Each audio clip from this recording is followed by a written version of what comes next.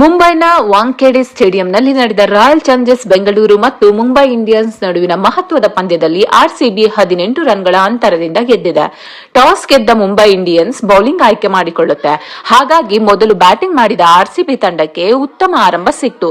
ಆರಂಭಿಕರಾದ Phil Salt ಮತ್ತು ವಿರಾಟ್ ಕೊಹ್ಲಿ ಮೊದಲ ವಿಕೆಟ್ಗೆ ಭರ್ಜರಿ ಜೊತೆಯಾಟ ಆಡಿ ಮುಂಬೈ ಬೌಲರ್ಸ್ಗಳ ಬೆವರಿಳಿಸಿದರು. ಮೊದಲ ವಿಕೆಟ್ಗೆ 10.5 ಓವರ್ಗಳಲ್ಲಿ 120 ರನ್ ಸೇರಿಸಿತು.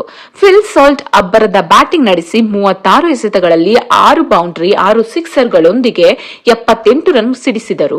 ಈ ಮೂಲಕ ಫಿಲ್ ಸಾಲ್ಟ್ ಈ ಸೀಸನ್ನ ಮೊದಲ ಅರ್ಧಶತಕ ಬಾರಿಸಿದರು. ವಿರಾಟ್ ಕೊಹ್ಲಿಗೆ ಸಾಥ್ ನೀಡಲು ಬಂದ ನಾಯಕ ರಜತ್ ಪಟಿದಾರ್ ಅದ್ಭುತ ಬ್ಯಾಟಿಂಗ್ ನಡೆಸಿದರು. ಈ ಜೋಡಿ ಎರಡನೇ ವಿಕೆಟ್ಗೆ 23 ಎಸೆತಗಳಲ್ಲಿ 65 ರನ್ ಸೇರಿಸಿತು. ವಿರಾಟ್ ಕೊಹ್ಲಿ 5 ಬೌಂಡರಿ 1 ಸಿಕ್ಸರ್ ಸಹಾಯದಿಂದ 50 ರನ್ ಸಿಡಿಸಿ ಹಾರ್ದಿಕ್ ಪಾಂಡ್ಯಗೆ ವಿಕೆಟ್ ಒಪ್ಪಿಸಿದರು. ರಜತ್ ಪಟಿದಾರ್ ಕೇವಲ 20 ಎಸೆತಗಳಲ್ಲಿ 4 ಬೌಂಡರಿ 5 ಸಿಕ್ಸರ್ ಸಹಾಯದಿಂದ 53 ರನ್ ಸಿಡಿಸಿ ವಿಕೆಟ್ ಒಪ್ಪಿಸಿದರು.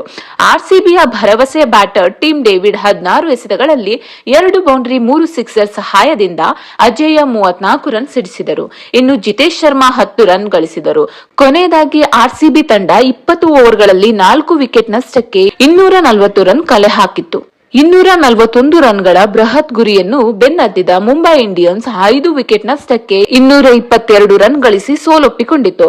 ಮುಂಬೈ ಪರ Rickelton 37, Suryakumar Yadav 33, Hardik Pandya 40, ರೂಥರ್ Ford 71 run ಗಳಿಸಿದರು. ಇನ್ನು 19 ರನ್ ಗಳಿಸಿದ ರೋಹಿತ್ ಶರ್ಮಾ ರಿಟೈರ್ಡ್ ಹರ್ಟ್ ಆದರು. ಈ ಪಂದ್ಯದ ಸೋಲಿನ ಮೂಲಕ ಮುಂಬೈ ಇಂಡಿಯನ್ಸ್ ತಂಡ ಸತತ 3 ಪಂದ್ಯಗಳನ್ನು ಸೋತಂತಾಗಿದೆ. ಆರ್ಸಿಬಿ ಆಡಿದ 4 ಪಂದ್ಯಗಳಲ್ಲಿ 3 ಪಂದ್ಯಗಳನ್ನು ಗೆದ್ದಿದ್ದು ಪಾಯಿಂಟ್ಸ್ ಟೇಬಲ್ ನಲ್ಲಿ 6 ಅಂಕಗಳೊಂದಿಗೆ 3ನೇ ಸ್ಥಾನದಲ್ಲಿದೆ.